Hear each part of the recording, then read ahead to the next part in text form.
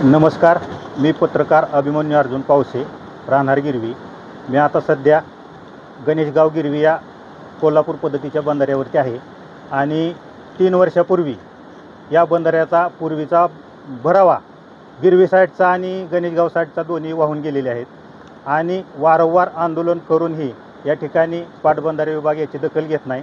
हा बंधारा पंढरपूर पाटबंधारे विभागाकडे देतो. बऱ्याच शेतकऱ्यांच्या अडचणी आहेत. युवा सेना जिल्हाध्यक्ष गणेशभाऊ इंगळे यांची बरीच आंदोलनं या ठिकाणी झालेली आहेत या परिसरात आणि त्यांनी सक्सेस करून दाखवलेली आहेत. तर त्यांचं हे अन्नत्याग आंदोलन या ठिकाणी सुरू आहे. तर आपण त्यांचं थोडक्यात या ठिकाणी इंटरव्ह्यू घेऊया. बघूया आंदोलन कशासाठी सुरू आहे काय. नमस्ते. नाव सांगा. मी गणेश इंगळे, युवा सेना जिल्हा प्रमुख.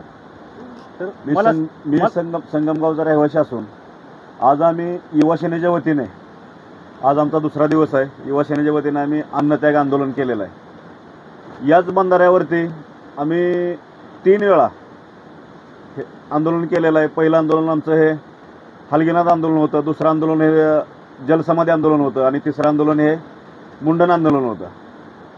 आणि आज हे 4थं आमचं अन्नत्याग आंदोलन आहे. हे पाटबंधारे खातं इतकं निकृष्ट आहे, निर्दयी आहे. 2022ला हा बंधारा वाहून गेलेला आहे. 2022ला बंधारा वाहून गेला आहे. 2022 पासून या शेतकऱ्यांची इथली काय परिस्थिती आहे ही शेतकऱ्यांना माहिती आहे. आणि दुर्दैवाने हे 2022ला वाहून गेलं हे मला माहीत नव्हतं. मला समजलं 2024 नोव्हेंबरमध्ये. आणि नोव्हेंबरपासून आज तागायत आमचं हे 4थं आंदोलन आहे.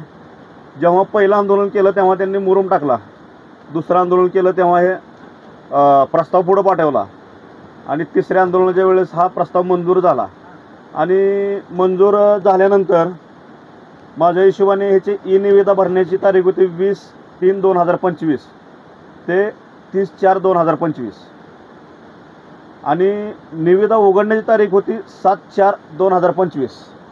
म्हणजे ही निविदा ओपन होऊन आज जवळजवळ माझ्या हिशोबाने 1.5 महिना झालेला आहे. 1.5 महिना ह्यांना ज्या कुठल्या कंपनीला ह्यांनी टेंडर, जी कंपनी कुठली घेणार होती किंवा ज्यांनी टेंडर भरलेलं होतं, आज ह्यांना द्यायला 1.5 महिना लागतोय. म्हणजे ह्याचा अर्थ तुम्ही समजून जा की मला काय बोलायचं आहे. हे कशामुळं म्हणजे दिलं जात नाही, टेंडर कोण लवकर दिलं जात नाही किंवा काय होत नाही हे तुम्ही समजून जा. म्हणजे अधिकाऱ्याची घरे भरणंच एवढा त्याचा अर्थ होतो. आता निश्चित आपण आंदोलन करता, हे शेतकऱ्यांसाठी आंदोलन आहे तर निश्चित आहे.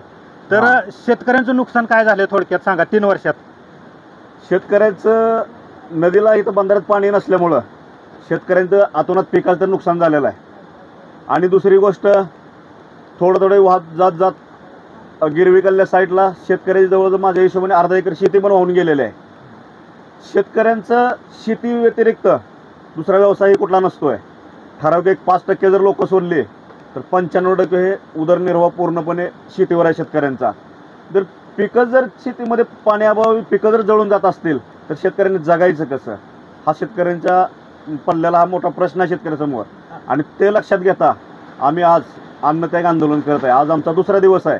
आणि जोपर्यंत इथं ज्या कंपनीने काम घेतलेलं आहे त्याची यंत्रणा इथून पडत नाही आणि हे काम चालू होत नाही तोपर्यंत अन्नत्याग आम्ही हे चालूच ठेवणार.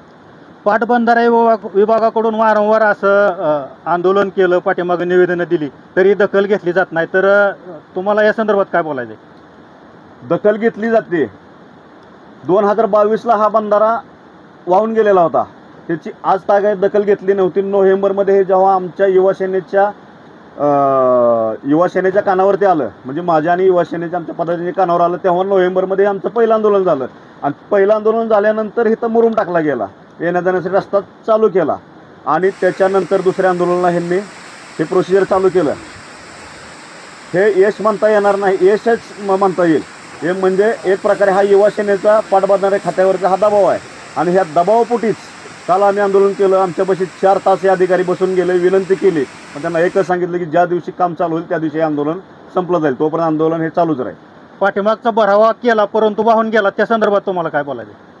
ते जर भरावा पाठीमागचा केला, त्याला जर गार्डिंग बसवलं असतं तर तो भरावा राहिला असता. आणि हे अधिकाऱ्याची पोटं भरण्यासाठी आणि कॉन्ट्रॅक्टरचं पोट भरण्यासाठी हे लावली विजावचा हे प्रत्येक वेळी आता त्यांचं काम तो चालू आहे. भरावा वाहून गेला तर आता ह्या वेळेस तुम्हाला सूचना पाटबंधारे विभागाला काय द्यायची, नक्की इथं काय केलं पाहिजे? तिथं जे आता त्यांनी जे वर्क ऑर्डर आहे, वर्क ऑर्डर बघितल्याशिवाय आम्हाला पुढं काहीच बोलता येणार. त्या वर्क ऑर्डरमध्ये त्यांनी काय काय केलं आणि काय नाही हे बघितल्यानंतरच पुढचं त्यांना हे करावं लागेल. म्हणजे यात दुरुस्ती करून अशी कॉन्क्रीटची भिंत वगैरे मागणी आहे का तुमची? काय कॉन्क्रीटची भिंत तर करावंच लागणार, त्याच्याशिवाय तरी हे होणारच नाही. आणि 100% ते कॉन्क्रीटची भिंतच आहे त्याच्यामध्ये. तर बघा, गिरवी गणेशगाव बंधारा हे एक दळणवळणाचं साधन पण आहे आणि हा पण मोठा प्रश्न येतो. हे अकलूज हे वैद्यकीय क्षेत्र म्हणून अकलूज हे गाव ओळखलं जातं. आणि व्यापारी पेठ पण अकलूजची खूप मोठी आहे. त्याच्यामुळं इंदापूर तालुक्यातील गिरवी असेल, हिटवणू असेल, ह्या गावांना हा बंधारा अकलूजला जाण्यासाठी हा बंधारा आहे, गणेशगावचा बंधारा. त्याच्यामुळं त्यांचं इतकं नुकसान होतं आहे की अतोनात नुकसान होतं आहे. त्याच्यामुळे हे तात्काळ करावं अशी आमची मागणी आहे. तर अन्नत्याग आंदोलन करत असताना तब्येतीची काळजी हा महत्त्वाचा विषय आहे. कालपासून कोण आरोग्य यंत्रणेचं तुमच्याकडे कोण व्यक्ती येऊन गेलं का? आरोग्य यंत्रणेचे सकाळी येऊन गेलेत, रात्री पण येऊन गेलेले आहेत. आरोग्य यंत्रणेचं पूर्णपणे लक्ष आहे आणि अकलूज पोलीस स्टेशन यांचं पण पूर्णपणे आमच्यावरती लक्ष आहे. पण फक्त दुर्लक्ष हे पाटबंधारे खात्याचं होतं. कालपासून अन्नाचा कण नाही पोटात, तर आता तब्येत तुमची कशी आहे? सध्या थोडं सकाळी अस्वस्थ वाटत होतं, पण आता थोडं जरा बरं आहे. शेवटी बघूया पुढं. हे आंदोलन किती दिवस चालू ठेवण्याचा मानस आहे आपला? जोपर्यंत इथं ज्या कंपनीनं काम घेतलेलं आहे त्या कंपनीची यंत्रणा येत नाही आणि पहिला इथं टिपर मुरुमाचा पडत नाही, तोपर्यंत हे आमचं आंदोलन चालूच राहील. आरोग्य खात्यामार्फत आता चेकअप केलंय, तर यांचा BP वगैरे चेक केला. आता काय चेक केलं तुम्ही? आता BP तपासला मी, पल्स आणि म्हणजे नाडीचे ठोके आणि ऑक्सिजनचं प्रमाण बघितलं शरीरातलं. BP सध्या ते नॉर्मल दाखवतोय, पण थोडा त्यांना अशक्तपणा जाणवतो.